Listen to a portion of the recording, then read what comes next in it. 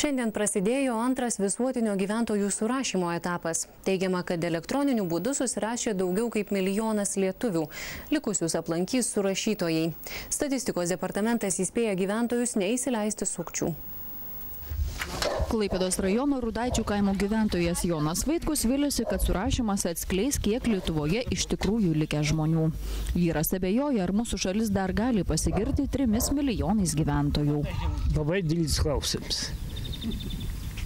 Čia jau reikia pagalvoti rimtai, bėra, nebėra. Bet iš jo man dar tiek neliks. Jau Lietuvai gyveno nebėra. Lietuvai gyvena aferistai. Tik tai. Būdu ir žmogus gyvenime nebėra. Jaunam kartai žmonių gyvenime nebėra. Rudaičių kaime gyveno daugiau kaip 200 žmonių. Juos lanko ponia Danutė.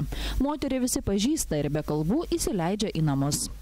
Labą dieną. Labą dieną. Surašinėtoja Danutė Petraitinė. Surašinėjau gyventojus ir būtus. Priimsit mane? Priimsiu. Galim rantuoti, einam į kambarį. Einam. Kaip jums patogiau? Einam tada į kambarį surašinėti. Aš dirbu laiškininkį šitame kaime. Jie labai gerai mane pažįsta ir visi įsileis. Ponia Danutė visus rudaitiškius ketina surašyti iki gegužės pradžios. Tiek tęsis antras visuotinio surašymo etapas.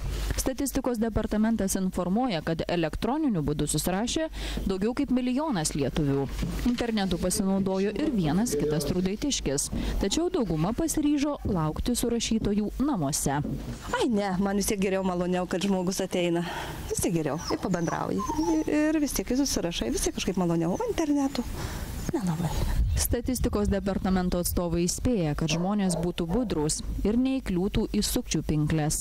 Joks surašymas negali būti vykdomas telefonu, neatsakinėti į klausimus apie banko sąskaitas, apie darbo užmokestį. Mes klausėme tik tai apie pragyvenimo lėšas, tai yra šaltinius, pensija, darbas ir panašiai. Surašytojus nesunku atskirti.